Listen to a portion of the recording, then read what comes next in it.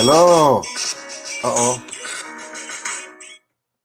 Hello and welcome to Facebook Live. I'm Jimmy McGee. It's July 13th. It's a special day. My auntie, who I lived with for many years when I was an undergrad, today would have been her birthday if she was alive. Well, I'm excited to be back with you guys. There's a lot going on. We're in the second half of the year. And because we're in the second half of the year, I thought it would be important to bring one of our earlier talks back about COVID-19. And COVID-19, in the beginning, we did this on April 6th. That was our very first guest. If you remember, we had Dr. Carla Davis and we had Miss Lachelle Wilson Warden. So tonight, once again, we have an immunologist, a doctor, and we have a public health person. So let me introduce our guests, and we're going to have a good conversation. I hope you join in now because we know a lot more than what we did in April 6th. So my first guest, and this is her first time with us, is Dr. Carol Parks. Carol Parks is from Philly. I've known Carol for a long time, and as most of the audience, that's none of your business. But I met her when she was getting her master's degree at Western Illinois. Then she later went on to University of Tennessee, Knoxville. One of her best buddies, who was a roommate, I believe, in Wheaton and at Western, is Mrs. Vanessa Quenu, and she teaches at the University of Rhode Island. But this is the thing I want to share with you about this lady. What y'all don't know and what she won't do for us tonight, she will not sing for you tonight. But this woman can sing. And the song, whenever I hear Danny Bell Hall sing Ordinary People, I hear her voice, but I see Carol's face. Amen. And she lives in Philadelphia now. She teaches at Temple University, back home in her home city. And the last time I was with her, she introduced me. Was it crackling? Crackling. No, what's that meat y'all eat? Oh, cheesesteak. Cheese. No, scrapple. Scrapple. Oh, yeah, yes, scrapple. absolutely. Scrapple. So she's in That's Philly. right. So I'm excited to have Philly her. delicacy. She and I go back years, and Long respect time. for her. I don't have enough in my house to give to her, but I'm just telling you, much love. And then my second guest is one of my bosses. She is Dr. Carla Davis. She lives in Houston. She is a teaching physician. She is also an immunologist, and she was on the show with us when we did it April 6th. She's a graduate of Howard's, right? It's important that I mention this to her because she went to Howard. Her husband went to Howard. Her oldest child goes to Howard. Her second child goes to Howard. They had a dog. They would send the dog to Howard. She was the kid. And I think they're conflicted because they feel like there's only one school in the United States that they can go to, and all of the institutions are off the books. We are a Howard family, that's for sure. She's bison to the bone. And if I was with her, she know we got to go by Frenchie's to get some fried chicken, but I don't need none of that stuff. Oh, okay. Well, so Carla, which was we were on this before, but let me just give a little bit to move us into this story. April 6th, that was the first time we met. I think the pandemic started on March 15th when they announced it, or 14th, 13th, something like that. about March. So it was only 2 weeks old. So we didn't really have a lot to know about April 6th.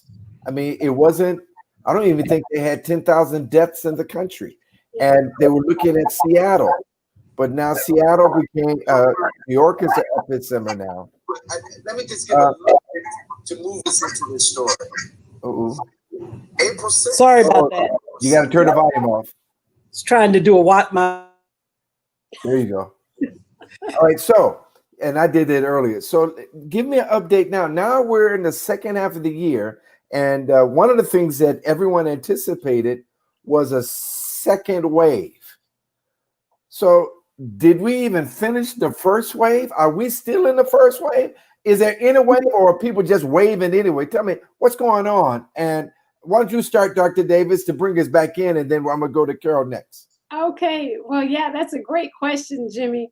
Where are we with regard to the waves? Well, we know that, the virus started in China, December, and then January through March kind of moved through Europe. And then it came to the U.S. And we thought in the U.S. that there would be a wave in kind of the spring, right? And then in the summer, kind of have a little bit of break time. Then there would be a wave that would happen around flu season, which happens after around October, beginning of October. And we knew that it would be in the winter time. So the second wave that was always considered was in the winter. Well, what has happened in the United States is that, the United States is a pretty big country compared to, for instance, the European nations, right? And so the virus likely came through Europeans coming through New York into the country. The president had closed the borders to China, but then through the Europeans, it got in. And so the kind of the Northwest, the Northeast, right, were the kind of the first areas that got hit in the United States. And so they had their wave up. And then if you look at the entire U.S., kind of definitely the Northeast has had its wave and is on the down, kind of cool. But then it moved to the mid and the South. And then what we saw was that the masking, social distancing, the washing of the hands and staying away from large gatherings, right?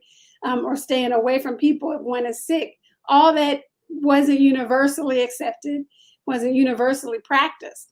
And so what we've seen is just a huge increase.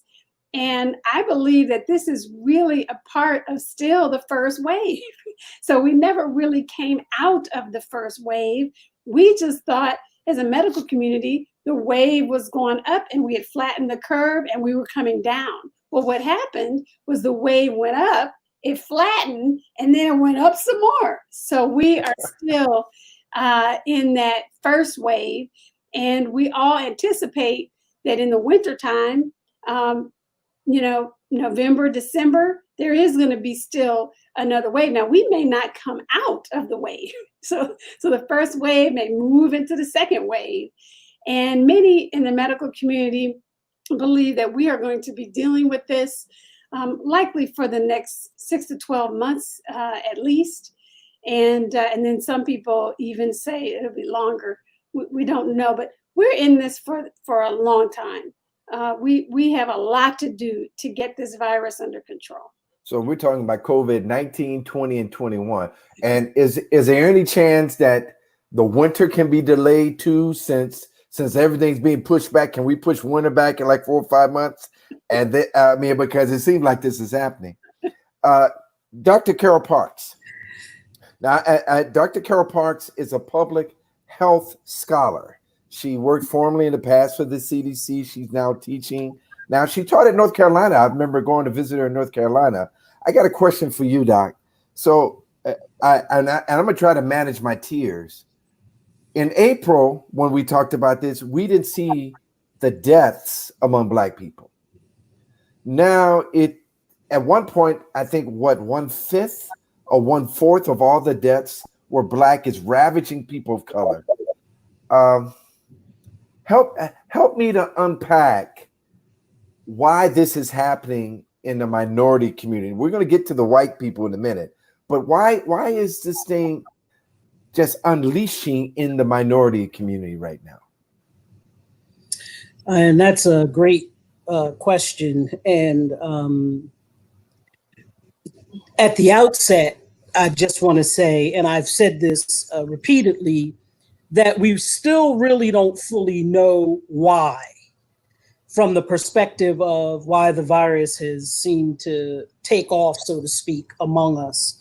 And there actually is, however, some evidence that suggests actually from one of my former former student from the University of North Carolina, that shows that this dramatic shift in deaths actually started occurring in February, particularly when you look at, and it is not just a large metropolitan city perspective. So he said, when you look at all the even small towns, rural towns, other smaller areas, this trend of COVID impacting communities of color actually probably started sometime in February.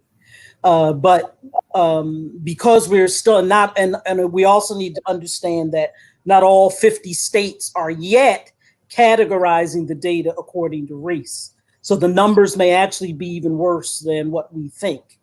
But those of us that have been in public health and working in health disparities for a long time, we really were not surprised by this finding.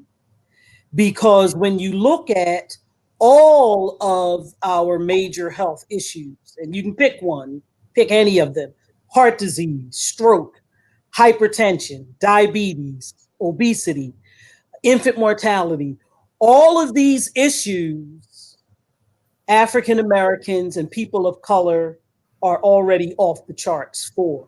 We're disproportionately affected by all of these health conditions.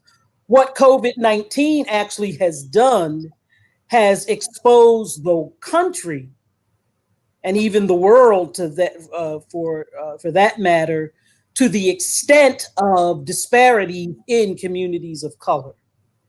So the fact that we are already predisposed to these various health conditions has really, and we know that for this particular virus, it seems to have an affinity for people that have some of those predisposing conditions. We as a people are already predisposed to many of those conditions at a higher rate. And so given the affinity of the virus to those conditions, it has placed us at a higher risk. Another possibility and theory is that given this great attack on the immune system, Black people are walking around immune compromised on multiple levels as it relates to our stress factor. Just living as Black people in America, we know the impacts of racism and discrimination on stress and the amount of stress that it promotes in our bodies, and the whole epigenetics concept of impact of what stress does in terms of changing our gene expressions, so that as a people, we are already immune compromised just on a daily basis. Wow. And so our immune systems, again, are impacted and affected by a virus like COVID. So if I go by what you just said now, that means Breonna, Ahmaud, George Floyd, all these incidents has been very stressful for us as a community. Even more, exactly. Exactly. Yeah, and I would piggyback off of what Dr. Parks is saying, in that the COVID-19 causes this respiratory pneumonia and inflammation, and that's why people die. And we know that people who have all of the illnesses that our people are predisposed to, for instance, obesity and diabetes, these conditions cause a higher level of inflammation. And stress can cause inflammation in the body. And so at the same time that our body is kind of causing inflammation, it's not acting in the way it's supposed to act. And so that all can contribute to mortality and severe complications from COVID-19. So it's all related. So, and one other major possible exposure factor for us as well is we've come up with this new term of essential workers. And who knew that our bus drivers and our grocery store workers and all of our nurses aides in nursing homes. These are occupations where people did not have and do not have the same opportunities to telework, to work from home. And so they've had to be out in the public in the midst of this great pandemic. And so just from that perspective, many of our people and many people of color who fulfill those positions simply were out and have been out and are yet out in the world of exposure with less of a chance to social distance and all of those things. So as I listen to all this, so I'm gonna put you on the spot, Dr. Davis, but I want to be friends with you. So when we met in April 6th, and we were talking about this, we kind of alluded to this, but as a scientist, you kind of anticipated this storm, didn't you? You saw this coming? I thought early on, when those risk factors, health conditions associated with COVID-19, patients in the hospital and on ventilators, I knew that Black people, Hispanic people had higher rates of that. And I did think we talked about the fact that also we can live in communities where it's hard to social distance. And if you have more people in your household, it's just very difficult. So I was very fearful. And I think the data was just coming out when we had our talk. But now it's really evident. In my hospital, even though children don't really get as ill with COVID-19, they can get ill. And so we've had several children, over 100 children at Texas Children's Hospital. And one of the major risk factors for the hospitalized children is obesity. And Houston is a very kind of diverse city, but in our ICU, and I will say COVID is no respecter of persons. It will infect everybody. In the severely ill children we've been seeing, about 35% of them are Black and about 40% of them are Hispanic. So we're talking about a disproportionate number of the severely ill children that are Black and Hispanic. So I do think that we are a group where COVID is just really hit us hard, and it's so important for us to really recognize that and keep each other safe, keep ourselves safe. Well, all right. So then this leads me to another question. So I got to say one other thing about Dr. Carol Parks. As a kid who went to Marquette University, that's when I met her, and I came from the south side of Chicago. I didn't know anybody with a PhD. And quite frankly, I think, Carol, you might have been the first woman I heard who said that she wanted to get a PhD. And Daryl Scott, who's not a believer and lives in Atlanta right now, was at Marquette, came out of the military, said he wanted a PhD. But I now see the fruit of all this effort. But your job in public health is to advocate and educate. Well, what's going on here? Because everybody knows by now there's a couple of things we need to do. We need to wash our hands. We need to wear a face mask. We need to wear a face mask in closed doors. What's going on? Is this stuff for real or is it make-believe? I mean, because some people say, I've heard Black people say this, they're just fooling us. It's a hoax. It's fake news. No matter how many times Black people are dying, what's going on here? Yeah, we unfortunately have been affected. As we know, this pandemic, it is historic. It is new. The information has changed. It seems like it changes almost every week. So we learn something new about it. And that's something I think we need to think about as we're going through this process, that it is a new virus, it's a new disease. So we really are learning about it and more about it as we go along. And so from that vantage point, some of the information may in fact have changed. So early on, they were saying you didn't need to wear a mask, or masks weren't that protective. Now we know and have studies to indicate that certainly wearing the mask not just protects you, but protects others. There have been great graphics that have been done to show the distance that droplets travel with and without a mask. So without a mask, they can travel up to 8 feet versus a few inches or a few feet when you wear the mask. So we now have scientific evidence to suggest that.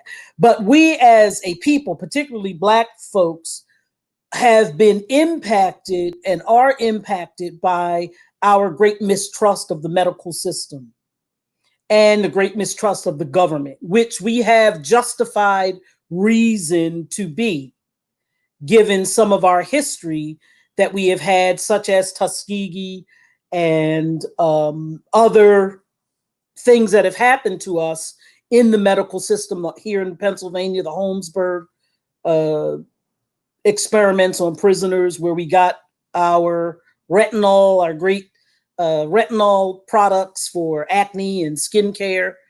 Those studies were done on the backs of Black people. So there is a justified level of mistrust that we have. However, we as a people need to be very critical in our study and in our learning and our understanding of what's happening with this particular virus. And so we need to educate ourselves, educate our families. We need to stick with the science, as we say, that is telling us what works and what doesn't work. So, don't follow the advice of, drinking bleach and other disinfectants for yourself and those kinds of things, so that we have some very clear evidence for this particular virus and this pandemic of things that we know work and things that don't. And we need to be very open to embracing those things and not from a lackadaisical point of view. We have to think about it from the perspective of, I think in our pre-conversation, one of your colleagues said that some people really don't believe that this is real until it happens to them or it happens to one of their family members. There really is no reason for us to get to that point. We have enough science and enough information to let us know the things that we need to do. Wearing a mask, keeping social distance, keeping 6 feet away, not being at the block party that was just held in West Philly this past weekend, with people not social distancing and not wearing masks. And that even includes your inner circle. So you can't, it will be for a time, all things come to an end and this will end at some point. But for now, these are the things that we need to do. You mentioned the Spanish flu in our pre-conversation. That flu, even though we call it the flu of 1918, it lasted for a solid 2 years. The Spanish flu did not end until December of 1920. And this virus appears to have a very similar pattern. So we have to establish, and this is true and it's part of the reason why, as Americans, we're having a hard time with this virus and following these guidelines, because we're, in our independence, some of the things that makes us great as Americans, our independence, our, self-sufficiency, some of those things are actually killing us, because for this time and this period, we have to do these various things in order to survive. And as we don't, we will see, as we are seeing, the numbers continue to rise. One final thing to piggyback off of something Dr. Davis said earlier, that curve that we were trying to flatten, we never saw it come all the way down. When you look at the curves in Europe and even in China and other places, their curves came all the way down. And so in those countries, they have not seen the numbers of new cases that we are seeing now. When ours flattened off, it went right back up. So for this time, whether it's the next 6 months, the next year, the next 2 years, this is really our new normal. Masks, social distancing, washing our hands, and doing those things that are important for keeping us alive. Wow. So let me just move over to Dr. Davis. Dr. Davis, let me ask you this. One thing I can say about you is true for both of you guys, but you, Dr. Davis, you love the Lord. So you're a scientist too. So help me to understand who you're leaning on. You leaning on science or you leaning on faith? Talk to me. Well, we always have faith because the Lord He is a sovereign God. He is over everything, right? And He created this world. He created the laws of science that we, study. And we are, with science, we are only brushing the surface of what God has created in His universe. So I'm turning my lights back on. So when I study something like a coronavirus, it's fascinating because we know that there's nothing created in this world that wasn't created by God. And so that's probably a tough concept for us. But he uses everything. His thoughts are above our thoughts. His ways are above our ways. And so he may be trying to teach us a lesson through all of this. But when I study science, I understand that the God of the universe is the one who created everything on this earth. And when I study and learn about something and learn associations, I understand that God's laws are at work and that He is the one who created. So the key is, how are you going to use the knowledge, right? Because there is knowledge and there is science, and then there is a way to utilize that and also a way of interpreting what you're seeing. And so when you are able to see facts, see what's happening, and be able to interpret it biblically with a godly view, then that makes all the difference. And so we trust God and in the fact that He is completely sovereign, but I believe he also gives us talents. He gives us abilities. He wants us to use them.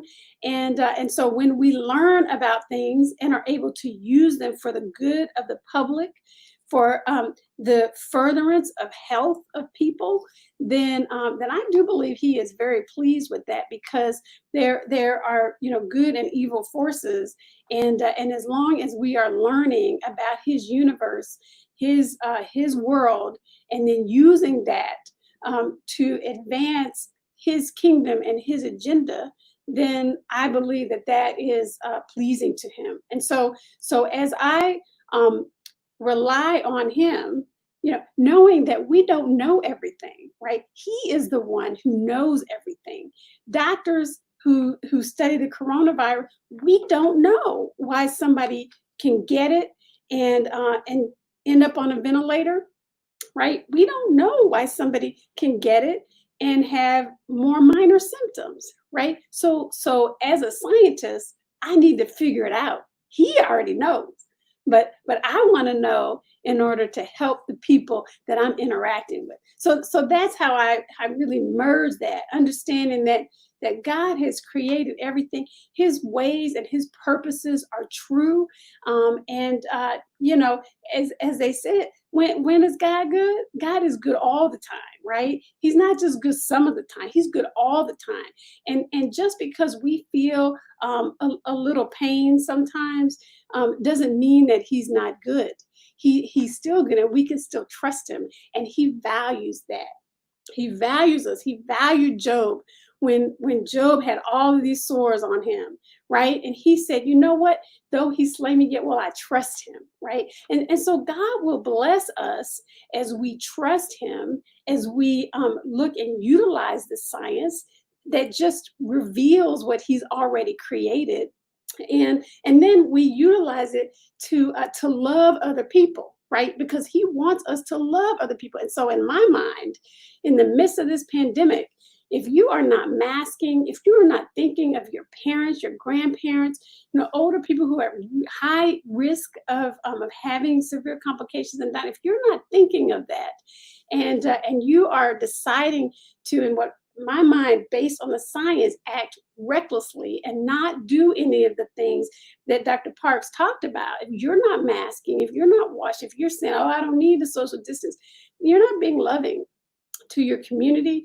And you really, that is, if we have God's spirit in us, right, he's gonna manifest himself as loving towards others. So I would say that is not consistent, right, with really the true nature of God. So hopefully. Well, no, that's helpful, because in many cases, I know in April and May, I think there was a case in your home state of Louisiana of churches ignoring this pandemic and still having congregations and still meeting on Sunday. And I think in one case, there was a clergyman who actually died from the disease. I thought it was in Louisiana. Am I correct?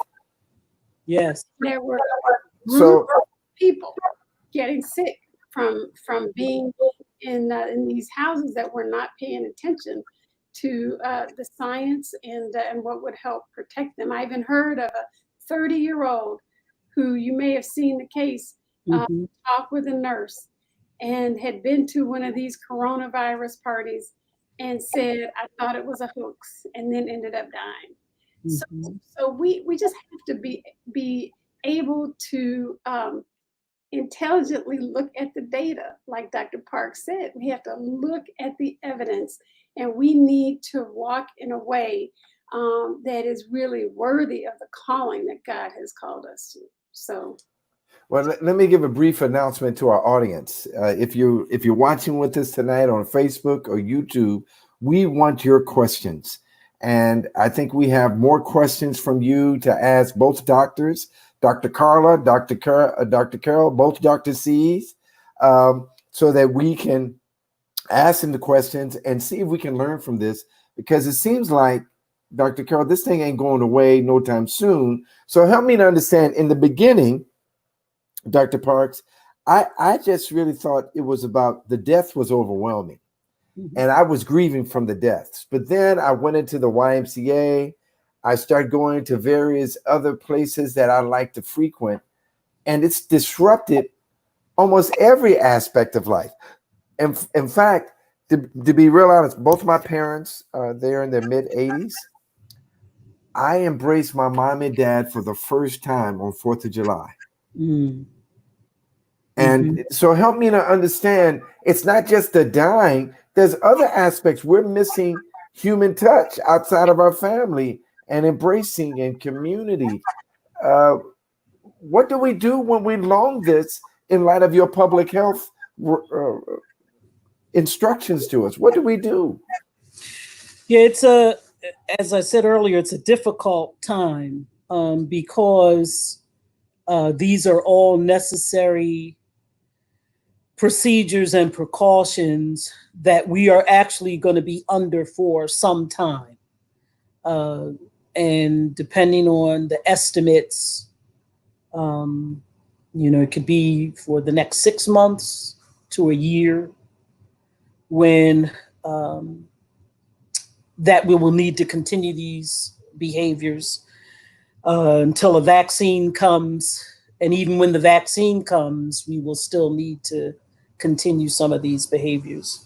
But I think Dr. Davis's points are so well taken in terms of a way to think about this time and this process, and these processes, particularly the no hugging, the no touching, and those kinds of things, that if we actually think about them as acts of love and concern for our neighbors, that may help some of us get through the difficulty of the time, because it is difficult. It's very stressful for many people. The issue of isolation for a lot of people, especially a lot of our older adults, people that aren't able to see their grandchildren, and even their children in some instances. It's very stressful and very emotional. But I think as we think about these things, again, one from a perspective of loving our neighbors as we love ourselves, that it can possibly help us emotionally and mentally as we carry out these various procedures. Because we have to think about one thing we haven't talked about yet, or we touched on briefly, is the fact that we now know from our updated science that as much as 40% of people that get this virus is asymptomatic, meaning that they will not show any, you will have it and not show any symptoms at all. And so it makes these things that we're talking about even more important, because you could be walking around hugging particularly your elders, other people who are sick and immune compromised, and spreading the virus without even knowing it. So we have to have a mindset change for this point in time. And that's why I keep emphasizing, for this period of time, this is what it's going to take in order to bring the new cases down and to get us to the place where we hopefully will be in terms of lowering the spread of the virus. And I think if we think about it, if we can change our mindset from, we hear a lot of people, we're hoping to get back to normal, and, I miss going out to eat and all of those things. I think the more that we think about it from that perspective, versus that these are things that we have to do for this period of time and this period in time, then I think it makes it more stressful. But you got to look at your numbers here. 40% potentially are asymptomatic. I mean, so they're like, you're saying now, germaphobes just walking around, just passing the thing, unbeknownst to the whole world. Exactly. Dr. Carolyn, makes the mask, again, importance of the mask, importance of the social distancing. And again, you may feel fine, and that's in exactly what happened in the case of your beloved mayor in Atlanta. Was 8 days, she said, before they knew, had a child, one of their 4 children had the virus in their home, but it was 8 days before they knew, and ultimately infected both the mayor and her husband, and they didn't know. Yeah, and I will just piggyback on the fact that children, I mentioned that children don't necessarily get as ill as adults. And one of the things we found out about 3 months ago, 3 months ago, was that children are these asymptomatic carriers. Children do so well, and they're fine. They don't have any symptoms. But when they go home to their parents and grandparents, that's when they can transmit it. Now, they won't transmit it I believe, as great of a rate as adult to adult, but they can transmit it for sure. So that's what makes really this school situation so fraught with problems, because really the children can catch it and not have any symptoms. The one thing I wanted to mention, we haven't mentioned yet, was this concept of having friends or 1 or 2 people who are negative and are doing the social distancing, the masking, and and having kind of this kind of COVID bubble, or having cohorts of people who are negative and are doing the right things. Now, it's a bit dangerous depending on how big your bubble is.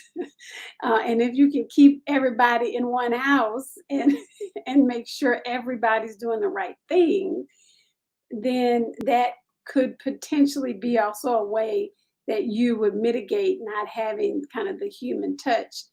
But again, you got to be careful about who's in your bubble, who you let in your bubble, and who goes out, because really only one interaction is all it takes to spread the virus. Well, I can tell you, I went by my sister's house to drop off a Father's Day card or some food. She came out with a thermostat gun. She said, "Don't come near me." And she started shooting people left and right. No. And so she wouldn't let anyone in. I got another friend who his in-laws came to visit them, and they wanted to embrace all the kids and said, no, you can't do that. We're practicing this. And they were from Florida, and they said, well, why are you doing all this? And then this is what he told me. He said, I know you may not think of this, but can you think about how we would feel as your children and your grandchildren if we infected you and killed you, what that would do to our conscience? And it was just that kind of maturity just blew me away. We got our first question, and I need to let everybody know, if you're on my watch party and you got a question for us, jump on to the Impact Movement Facebook page to ask a question if you want, or if you're on Carol's page. But we got a question now. Let me see if I can read it. Let me get my glasses on so I won't peek in. So Lonnie Joy Summer, what are your opinions on sending children back to school in mid-August? Knowing that there are many differences, and needs for students ranging from preschool to college. What are the top priorities we should be asking from our districts, city, states, university, and country? Y'all got that? We got it. Oh, you got it. So go ahead and start, Dr. Davis, and you bring up the rear, Dr. Park. So yeah, this school issue is a tough issue. I will be honest with you, from a scientific standpoint, for the younger grades, I just don't see how bringing kids into a school situation where they probably don't have the maturity to continue to social distance, or keep up these behaviors. I don't think that it is wise from a scientific standpoint. Now, I've thought about this a lot. For older kids, right? If a school is able to check temperature, you have to have a lot of things in place in order to do this school thing right. And so the things that you'd have to have in place to let children back in school, right? You'd have to make sure that they were able to be social distance. So you'd have to have a maturity level, right, that would kind of ensure this. You'd have to mandate masks. You'd have to have temperature guns at every school. As soon as anybody's sick, a teacher, a parent, administrator, they're out and they're tested. And then they're contact traced so that all the people who they touched are quarantined for 14 days, right? So in my mind, as a scientist, that is the way to open up schools.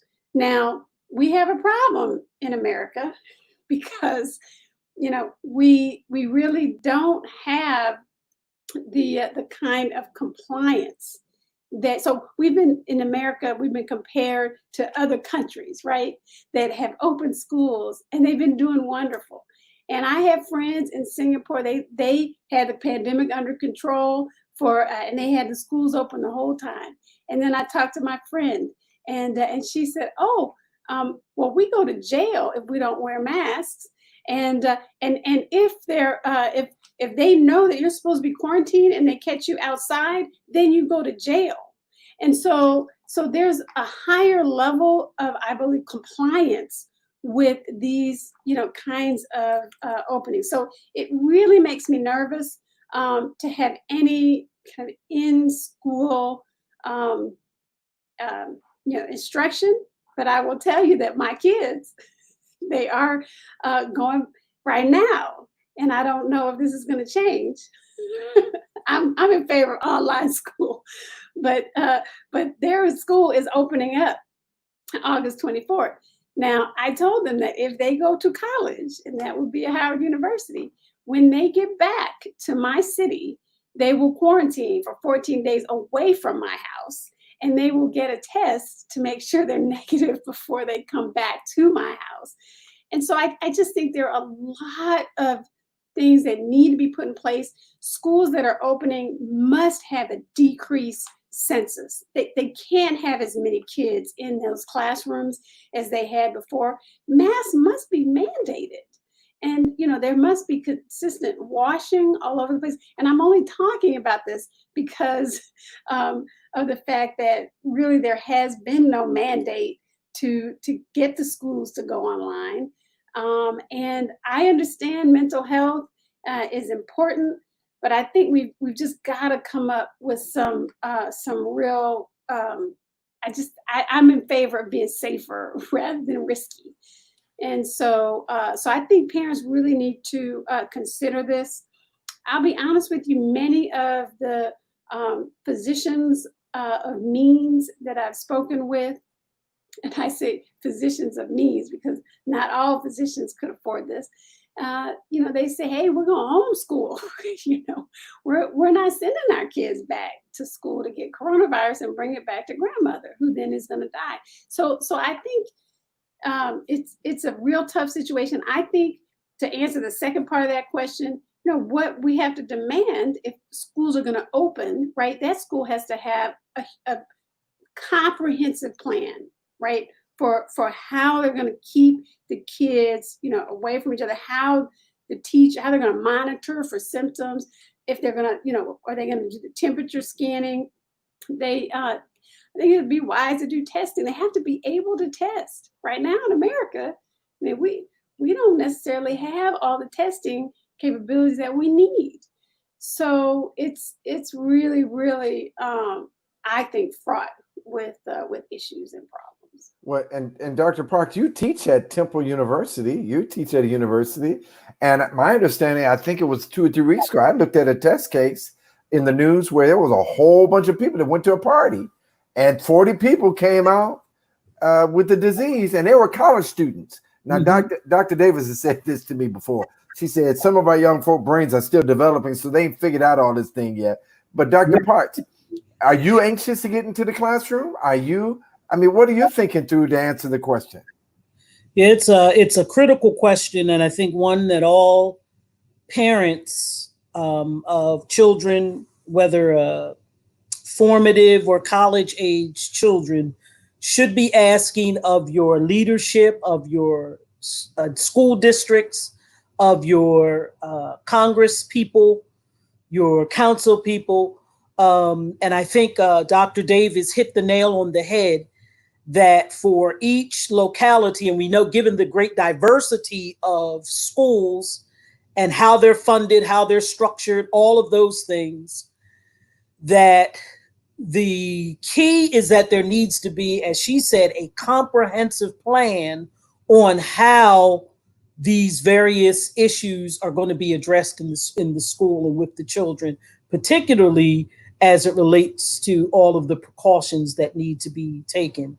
As you have probably seen, different universities are applying different measures to this whole issue. And so in my case, our university has decided to open, but with a 3/4 of the classes will be online. So any large class, any class over the number of 25 will be online. And then all of those other classes under the number of 25 will be on campus, but in a social distance manner, so that they'll use the larger classrooms to house those classes of 25 and under, to space students out. We are required to wear face coverings on campus. They have built, I understand we haven't been on campus since March, but they have installed hand washing stations across the campus. There will be opportunities for temperature checks as they bring their change the whole freshman dorm structure, so there won't be any more suites. So there'll be no more than 2 students per room. So I think the important thing here is that we all need to be asking serious questions of our leadership on what is the specific plan and what are the plans that are in place in order to bring children back. I would also add that I don't have any children, so not having chicken or child, I can only talk peripherally about this. But if I were a parent, I would be very, very cautious about sending my child back to school in one of these locations where the pandemic, where the virus has increased dramatically, and there has not been a plan in place by that city, by that location, on how they're going to bring down that curve. So that would be another consideration. Look at what the virus looks like in your immediate area, and then make some decisions about whether or not you'll send your children back. Oh, wow. So let me translate what everyone's saying. Like in Georgia, we're spiking. We're going up. So school starts, most people don't know this, in Georgia, most school starts in late July, early August. Mm-hmm. So if we're spiking, the answer is we might want to consider backing up a little bit. And then when we talk on the college university scene, they're already talking about, at the University of Alabama, they got a football stadium that holds over 100,000 people. So we're talking about curbing all of that, right? Can't put 100,000 people together. Only takes 5 people, and this stuff just travels everywhere, right? That's right. Oh, wow. That's right. All right. Wow. So let me remind everyone, if you're on YouTube, we want you to submit your questions. If you're on Facebook Live, please submit your questions. You got to do it at the YouTube channel for the Impact Movement and at the Facebook page for the Impact Movement, not on my watch party. So I got another question coming up right now. All right. This is Kayla Rogers. I saw that New Zealand and few other countries were very strict at the beginning of the pandemic. Because of that, they're doing a lot better with the number of COVID-19 cases. Is it too late for us to pull something off like that here in the U.S.? Are we capable of doing something like that? Let's go with Dr. Parks. You heard that. Can we pull it off? And then if we can, are we capable of doing it? That's a very powerful question, Kayla. And I have a Kayla, by the way, in my family. Just graduated. She was one of the COVID-19 graduates and has a full scholarship to Bucknell University. All right. Study political science. We're very proud of her. It's a very difficult question. And depending on who you ask, as I've been listening very intently to all of our scientists as in terms of where we are, some are suggesting, and this is a suggestion, that we may almost be too late in terms of how long we have waited to put some of these things into practice before we lose absolute control. We haven't lost full control yet, but we're moving in such a direction and at such a pace with these new cases that it may be too late to turn the tide. However, having said that, can we do it? The thing that you mentioned in your question is absolutely accurate, and what Dr. Davis just talked about with her friend in Singapore. These countries implemented very strict measures for their populations, and many of them were actually mandates. We have been afraid as a nation to put these mandates into place across all 50 states. We don't have a national plan for resolving this pandemic. There is no national plan. There is no unified plan for all 50 states. Each state is left up to its own decisions and locality own leaders, governors, leaders, and so in some instances, even localities to make the best decisions for their areas. And because of that, it has hindered us and given us this very uneven approach to bringing about change for the virus. So if the last part of your question, if we came up with I believe a national plan that allowed us to, across the board, across all 50 states, put into place these various measures, and we as Americans decide that our individualism and taking away my right to wear a mask or not wear a mask as a major issue, as it is for many of us, if we made that as a national decision. And that's when you actually look at what happened with these other countries, especially a place like New Zealand. It was a national decision for all of these things that happened. And it started with the leadership as well in terms of making these decisions. So we may be too late, but we may be able to turn the tide if more of us, even more of us, even if not all of us, but more of us took these various precautions very seriously. Dr. Davis, you want to take your shot? Sure. Yeah, that was a fantastic explanation by Dr. Parks of the situation. And I do agree with her that if there was a national plan over all 50 states and everyone masked, I even believe, so I know, so our laws in America give us freedoms, right? And so we would inherently be different than some of these other countries that have made it against the law, right? And have tracked, right?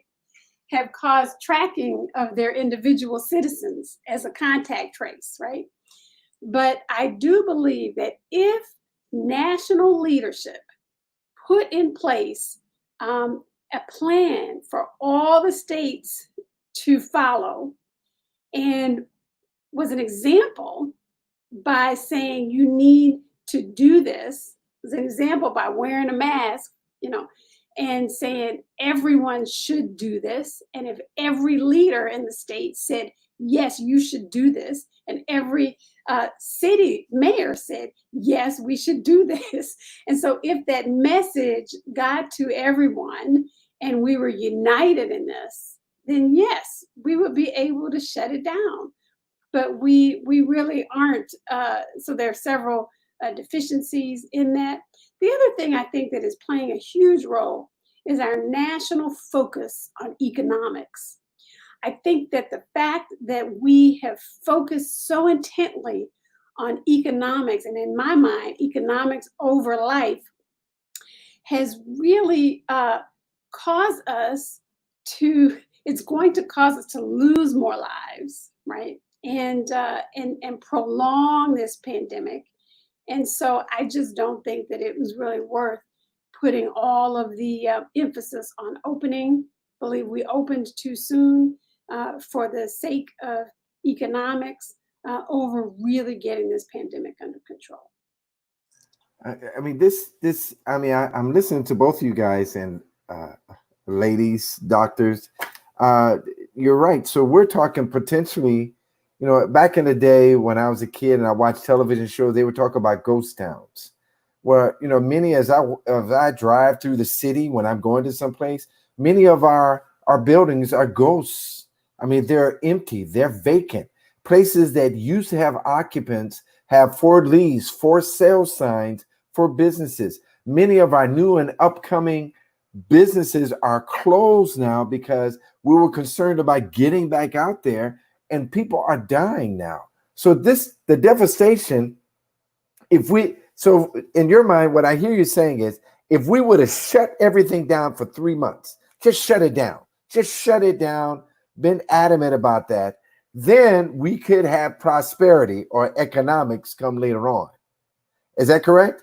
But because we didn't have the patience to shut it down and we didn't have compliance, we've got all this is running just rampant. And it's interesting with these white evangelical people, they're good, especially during the Black Lives Matter. I remember Franklin Graham, yeah, I said his name, said if Black people would be compliant to the police, that we might shut down all of these killings. Well, if we had a national plan, and then they can use their Romans chapter 12 or chapter 13 compliance to the government, then we could have shut this thing down without them going to church. But we didn't do that. And so now and basically you're telling me it's not just a Black thing. Everybody's at risk. There's nobody not at risk. Am I right?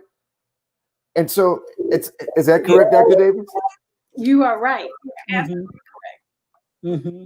And so that means we're prolonging these waves without thinking through just shutting things down. So we can lose schools, universities, we can lose businesses. In one case, I heard it was a group of family, maybe 5 or 6 with parents. 5 or 6 of them died from COVID-19. So we could lose actually a family from COVID-19 as well. Is that correct? Absolutely. Yes. Unfortunately, yes. And I think for me, the classic example of this opening too early and is what happened with the bar scene, where they, the places where they opened the bars and the young people primarily flooded those places. And then we began to see cases from people who had participated in those areas. And so then in the attempt to open the economy, well, now they have to shut them down again. So it actually is working in reverse for them in terms of opening too soon, not having this national plan, not having everybody follow the recommendations. It ultimately is causing us more damage. And as you said, prolonging the situation, prolonging the pandemic, than if we would just comply. That's a hard concept for us as Americans, the whole compliance issue. So, and then also I would say this idea of patience, right? Because COVID-19, right, the outbreaks can happen, but then the exposure can happen, and then it takes a couple weeks, right, for you to get the symptoms, right? And then the symptoms might come on, and then it might take a couple weeks for you to get really, really sick.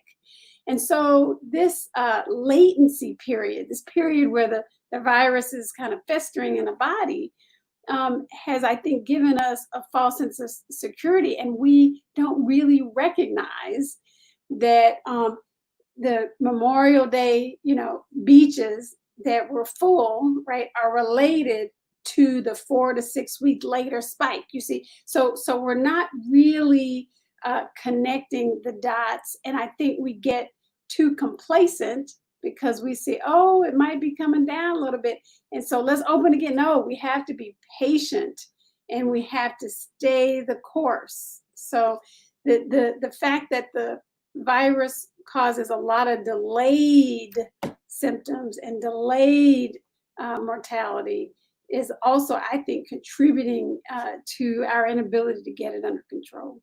So let me get this straight, and then because we're going to close in a second. So this recent upsurge is from Memorial Day. So we haven't yet to see what's going to happen from the 4th of July. Is that correct? So we got 4 weeks later, and then we may have another upsurge. So we had 18,000 people at Disney World this past Saturday. We may not see the uptick until 4 weeks later after that. Is that correct? So wait a minute now. Now the scripture says you reap what you sow. So you said you sow a seed, and you telling me it's going to yield a harvest? Is that what y'all telling me right now? I mean, I'm reversing this stuff, but that's basically what y'all saying, right? That's right. That's right. That's exactly right. And it's part of the, and it's also part of the, and when we talk about getting educated about and educating yourself, part of it has to do with how this particular virus works and how it's expressing itself. I just see this comment that some people are saying that the rise is due to the Black Lives Matters protests. Some cases, in fact, may be. We won't, again, we won't know, and until we do contact tracing for that. So far, by the way, very few of some of the contact tracing that has been done, very few of these cases so far. There are a couple athletes that attended some of the Black Lives Matter protests that were infected, but so far the contact tracing is not showing a massive number of cases from those particular protests. But again, we've got a time lag, so we really won't know for another several weeks. And I do believe that within the protests, a lot depends on how people were behaving at the protests, right? So the people who had the masks on and were hand washing, were staying as distant as they could from people, would have been the people who were safer than those that got up in there and were in the crowd of yellers without a mask. And so there are just so many ways and behaviors that can contribute to your getting COVID-19 that aren't necessarily related to the protest. But I do believe that large gatherings, Memorial Day, wherever it is, right? That at the memorial, the rally that was held, that large gathering is reaping COVID cases. And so I really just recommend people stay away from large gatherings, because you just don't know if people are going to be wearing their masks. And we know that singing, yelling can spread it. So one of the things we did this Real Talk community for a variety of reasons for the Impact Movement. One, we felt like since everything went virtual, we wanted to have a consistent means of content of important issues for our community. And that our community are not just our students, it's our alumni, it's our donors, it's churches, anybody attached to the Impact Movement. We want to be a service to them. But really, when we do something like this, it's out of a deep sense of love and commitment to them. So I've never done this before, but I want to ask you, Dr. Parks and Dr. Davis, in your closing statements, if you had anything you would encourage these people to do extraordinary, especially in light of we're moving now into the school year where some people have businesses, some people are struggling economically. Can you give them some encouragement? Because I know both of you, as much as you're strong in your vocation, your faith and your vocation, you're committed to both. You want to be excellent in both. Dr. Parks, what's the one thing you would say? And then Dr. Davis, I'll let you close, that you would encourage your audience. My encouragement would center around the biblical principle of us loving our neighbor as ourselves. And as we go through this process and think about this and experience this process, that we not only think about it from the perspective of ourselves and what we need to do to protect ourselves, but what we need to do to protect each other and to help each other. And so all the ways that love needs to be expressed from the perspective of being caring and caring about those who are in need. The food lines, some of the tears that have come the most for me during this period has been the long food lines. oftentimes for many people who are experiencing this for the very first time, of having to rely on someone else for the basic provision of food. What does love look like from your perspective in terms of what you can do to help people in your community, in your church, or even through your church, who are in need, people who are the massive numbers of who are now unemployed, as you said, the businesses that haven't returned. So I have been thinking and meditating on what this whole event means in terms of me loving my neighbor as myself. And so for me, that means not only looking out for my own needs and my own concerns and doing all of these various practices for myself, but also doing them on behalf of others as well, so that I'm not keeping myself safe, but I'm also keeping them safe. And that, to me, back to your former question, is an act of faith. It's not just a mere activity, but it's also an act of my faith in a God who, as Dr. Davis said, sees and knows all and is a rewarder of those who diligently seek him. And so that's how I've been meditating on all of this, looking out for myself, but also looking out for others, and making sure that people have the right information. And so educating myself, educating others, participating in these kinds of discussions in our small groups and around our tables with our family members. All of those to me are expressions of love for ourselves and for others. Dr. Davis.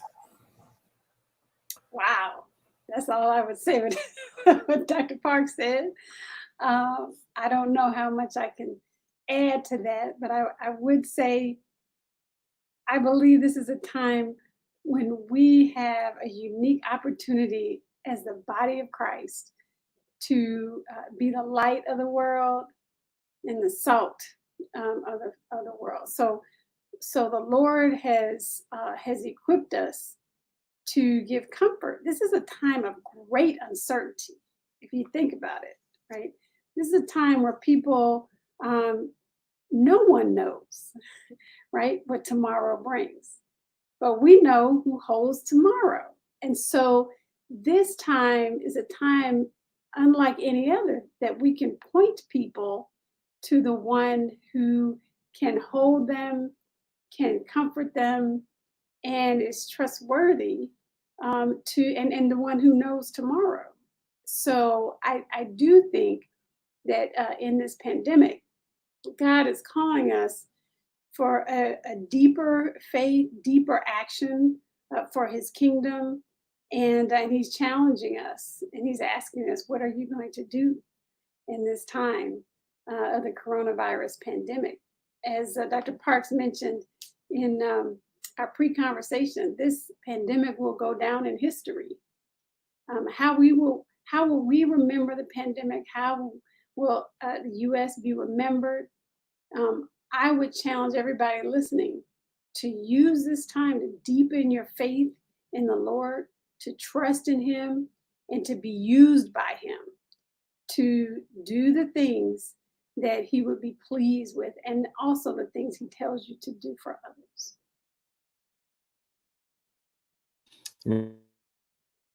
For your commitment to your craft, for your vocation to the Lord, and even your advocacy right now, because in your space, what people don't realize, this is not an academic journey for you guys. You guys are engaged.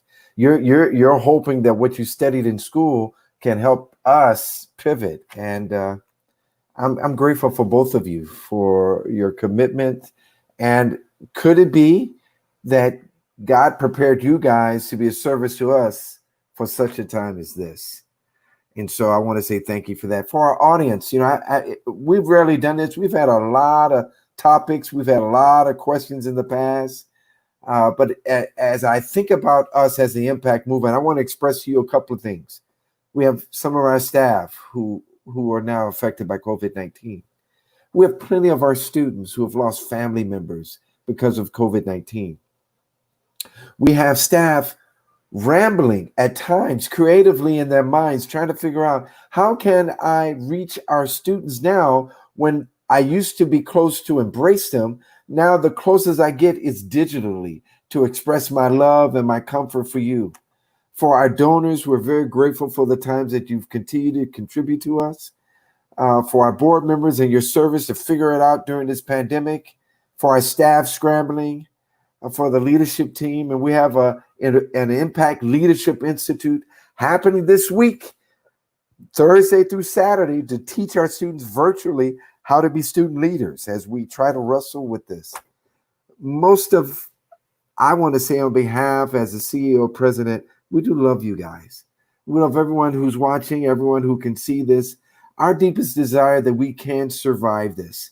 There will be the remnant that comes out of this that will speak of truth of how we can look and love our neighbors and be compliant and seek the well-being of others. We're going to need each other.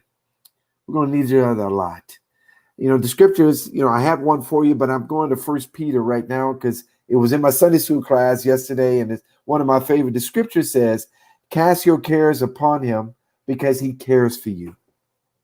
I do know this, that God loves us even despite some of our lack of compliance of face mask or washing our hands or distancing. He still loves us, and he still wants to give us opportunity to get through this thing. And he's going to love us as we still fight injustice too. We're not through with that either. And so I want to end tonight praying for you guys because I care for you. I care for Dr. Davis and Dr. Parks and their family as well too. So let me pray. Lord Jesus, I thank you so much for this time, for us as an organization to care for our audiences and our constituencies. And Lord Jesus, we're doing the most what we can, and we're trying to do more of how can we be accessible to people, to give them information, to give them encouragement, to love them, to have them have moments to cry, and let them know that we cry with them and we want to embrace them. So in the midst of this, Lord Jesus, we don't know if there's going to be a break between waves, but we need a break. And we need a significant break to see these cases drop. And so I'm praying for all of the elementary schools, all of the middle schools, all the high schools, all the colleges and universities, all the students that are trying to wrestle with, should I stay at home? Should I go to school? What risk am I to my parents, my grandparents, my aunts, my uncles, my surrogate family? There's so many questions that we don't have answers, but we need your wisdom, and we need an abundance of wisdom. Just like the locust was taking over the land in Africa, we need that kind of drenching of wisdom among everybody, man and woman, old and young, black, brown, yellow, red, and yellow. We need your wisdom and your care. We pray that you will shower it upon us, upon this whole nation, that we can be able to travel and enjoy life again. But we can't do it if we're not thorough, if we're not determined to go through this.